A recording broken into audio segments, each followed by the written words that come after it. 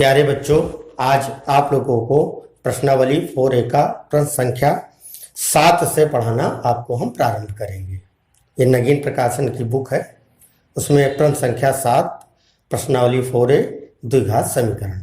प्रश्न संख्या 7 हमारा एक द्विघात समीकरण दिया गया है, जिसको हमें क्या करना है, सॉल्व करना है। द्विघात समीकरण हमारा है x² प्लस 12x प्लस 35 बराबर 0। इस द्विघात समीकरण को हमें क्या करना है, सॉल्व करना है। तो देखिए, इस समीकरण को सॉल्व करने के लिए हम क्या करते हैं, इसका गुणनखंड करते हैं। गुणनखंड करने में यह ध्यान रखना है कि हमारा लास्ट में 35 है और यहां पर 12 है। आगे कोई संख्या, यहां x² का गुणांक नहीं दिया गया है, यहां कोई संख्या नहीं है। तब हमें क्या देखना है कि अपने दिमाग में दो ऐसी संख्याएं सोचना है कि हम उनको जोड़ें तो हमारा 12 प्राप्त हो और गुणा करें तो हमें 35 प्राप्त हो। तो हम सोचते हैं, अब वो संख्याएं क्या होगी, 7 और 5। अगर हम 7 5 का गुणा करते हैं तो 35 आता है और 7 और 5 को अपन जोड़ते हैं तो हमारा 12 आता है। तो हम इसका गुणनखंड करते हैं। देखिए, आपका x² धन 12 के स्थान पे हमने लिख दिया 7 धन 5 x धन 35 बराबर 0। अगले स्टेप में x², अब देखिए 7 का इसमें गुणा हो गया 7x धन 5x धन 35 बराबर 0। फिर अब देखिए हमारा 4 स्टेप हो गए। दो स्टेप में कॉमन लेते हैं। देखिए, इन दो पदों में क्या होता है, दोनों में क्या कॉमन है, हमारा x कॉमन लेना आप जानते ही होंगे। जो दोनों पदों में मैच खा रहा उसी को कॉमन लेना है। जब x कॉमन हो गया तो यहां क्या शेष बचा, x धन, यहां पर x कॉमन हो गया तो यहां हो गया आपका 7 ब्रैकेट बंद धन। इन दोनों में देखना है, यहां x है लेकिन यहां x नहीं है तो x कॉमन नहीं होगा। 5 कॉमन हो सकता है क्योंकि वो दोनों पदों में वो संख्या कॉमन होगी जिससे भाग देने पर दोनों संख्याएं हमारी पूर्णतया विभाजित हो जाए और वो संख्या बड़ी से बड़ी होनी चाहिए। तो हमारा क्या कॉमन हो गया, 5। यहां क्या शेष बचा, x धन, अब इससे 35 को भाग देंगे तो 5 सते 35, यहां पर 7 होगा और बराबर आपका 0।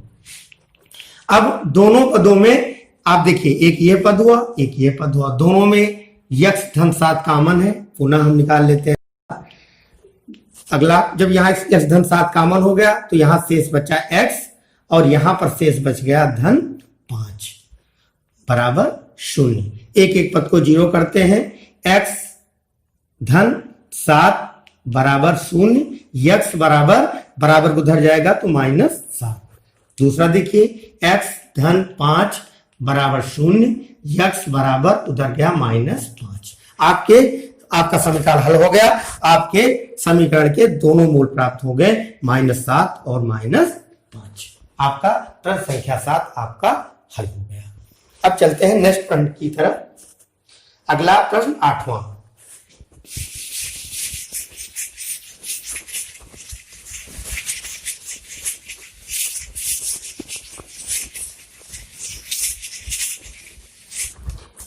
आठवां प्रश्न है हमारा 2x की घात 2 माइनस 5x धन 3 बराबर 0। इसको हमें क्या करना है, सॉल्व करना है। तो सॉल्व करने में इसका भी गुणनखंड करना है। अब देखिए, यहां पर आपका 3 था, x² का गुणांक 2 था। पहले दोनों का गुणा कर लो आप। जब x² का गुणांक दिया गया हो तो इधर जो लास्ट में अचर पद है और x² का गुणांक, उसका हम गुणा करते हैं। तो गुणा आया 3 दून 6। ध्यान दें, अब आपको यह सोचना है, यहां पर किनारे पे जब भी माइनस होगा अचर पद के सामने, आगे भी प्लस है, तो आपका गुणा कितना आना चाहिए, 6। अब हमें अपने दिमाग में सोचना है कि ऐसी दो संख्याएं कि जोड़ने पर आपका आ जाए 5 और गुणा करने पर आगे पीछे के गुणा के बराबर अर्थात 6। चलिए अगले स्टेप में सोचते हैं हम। अगर 3 और 2 को जोड़ ले तो क्या हो जाएगा हमारा 5 और 3 दूनी 6 माइनस यहां पर 5 का स्थान हमने रख दिया 3 धन 2 x धन 3 बराबर 0। अब देखिए फिर उस तरह 2x घात 2 माइनस 3x माइनस गुणा हुआ माइनस 2x धन 3 बराबर। कॉमन लेते हैं दोनों स्टेप में। देखिए यहां 2 है यहां 3 है, कोई संख्या कॉमन नहीं होगी, लेकिन यहाँ एक्स स्क्वायर यहाँ x, इसका मतलब x कॉमन होगा। यहां शेष क्या बचा आपका 2x माइनस यहाँ क्या हो गया 3, क्योंकि x कॉमन ही है। यहां पर जब कोई पद कॉमन ना हो वहां पर कुछ क्या कॉमन होता है, एक कॉमन लिया गया तो यहाँ आपका 2x और चूंकि माइनस कॉमन हो गया इसलिए यहाँ प्लस का स्थान क्या हो जाएगा माइनस और यहाँ 3 और बराबर 0। दोनों पदों में 2x माइनस 3 आपका कॉमन है, मैंने कॉमन ले लिया। दूसरे स्टेप में इसके साथ क्या शेष बचा x और यहां माइनस क्या आपका हो गया 1 बराबर 0। अब हम क्या करते हैं एक एक पद को जीरो करते हैं, तो 2x माइनस 3 बराबर 0, 2x बराबर 3 उधर जाएगा बराबर के उस तरफ तो क्या हो जाएगा धन 3, x बराबर 3/2। अब दूसरे पद को भी शून्य करते हैं, x माइनस 1 बराबर 0, तो x बराबर 1। आपके दो मूल प्राप्त हो गए, x बराबर 3/2 और x बराबर 1। आपके दोनों हल आ गए, दोनों मूल आ गए समीकरण के। अब शायद बात समझ में आ गई होगी आपको। अब चलते हैं नेक्स्ट क्वेश्चन की तरफ, क्वेश्चन नंबर 9।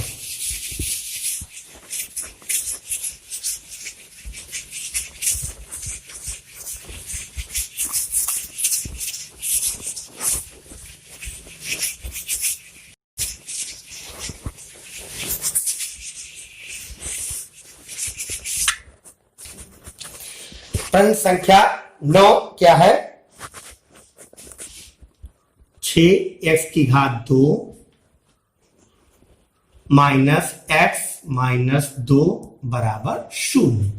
इसका फिर मुझे पुनः इसका गुणनखंड करना है, लेकिन यहां ध्यान दीजिए जब आपका लास्ट पद के सामने जैसे ही माइनस दिखे वैसे ही आप जान लीजिए कि हमें क्या करना है कि घटाने पर एक पद में से दूसरे पद को घटाएं, एक संख्या में से दूसरे संख्या को घटाएं, तो जो यहां पर संख्या हो x के साथ वो प्राप्त होनी चाहिए। तो x के साथ 1 है, इसका मतलब जो दोनों संख्याएं दिमाग में सोचनी है वो दोनों क्या होनी चाहिए, पास पास की होनी चाहिए। जैसे 4 में से 3 गया 1, 5 में से 4 गया 1 शेष आवे।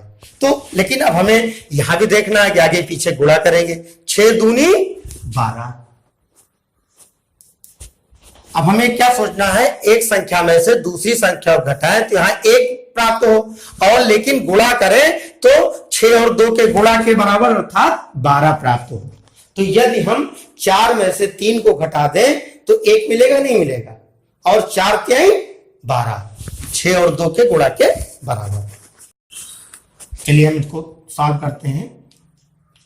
6x की घात 2 माइनस यहां पर हमने 4 में से 3 को घटा दिया, साथ में x लिख लिया, माइनस 2 बराबर 0।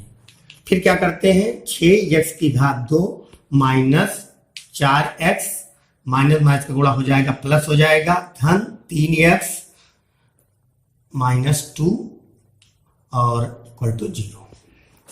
अगले स्टेप में 6x की घात 2, अच्छा देखिए अभी इस कॉमन ले लेते हैं। कॉमन लेने में देखिए यहां 6x है, यहां माइनस 4x। संख्या वो सोचनी है बड़ी से बड़ी कि भाग देने पर 6 भी कट जाए और हमारा 4 भी कट जाए। तो देखिए 2 से 6 भी कट रहा है और हमारा 4, तो यहां कॉमन 2 और साथ में x। आपका 2x कॉमन हुआ, भाग देते हैं, 2 3 6, यहाँ 3 और 1 x बच जाएगा क्योंकि x कॉमन है, माइनस x कॉमन हो गया, 2 दूनी 4, सॉरी 2 दूनी 4, तो यहाँ 2। आप 2x कॉमन लेने पर यहां शेष बचा 3x और -2। यहाँ कुछ भी कॉमन नहीं है, देखिए ये स्टेप अलग ही अलग है, तो जो कुछ कॉमन ना हो वहां पे कॉमन क्या होता है आपका 1, और शेष पद वैसे 3x - 2 = 0। अब देखिए 3, यहाँ 3x - 2 यहां पर भी है, 3x - 2 यहां पर भी है, दोनों में हम कॉमन ले लेते हैं, 3x - 2 कॉमन ले लिया, तो यहां पर शेष क्या बचा आपका 2x, और यहां पर +1 = 0। अब एक एक पद आप 0 करते रहिए, इसको आप 0 करेंगे, 3x - 2 = 0, तो यह आपका हो जाएगा 3x = 2, बराबर उधर 2 जाएगा तो आपका धन हो जाएगा, तो x = 2/3। दूसरा देखिए 2x + 1 = उसको 0 करेंगे, तो 2x = उधर जाएगा -1 हो जाएगा, और x = -1/2। आपका ये क्वेश्चन नंबर आपका सॉल्व हो गया 9।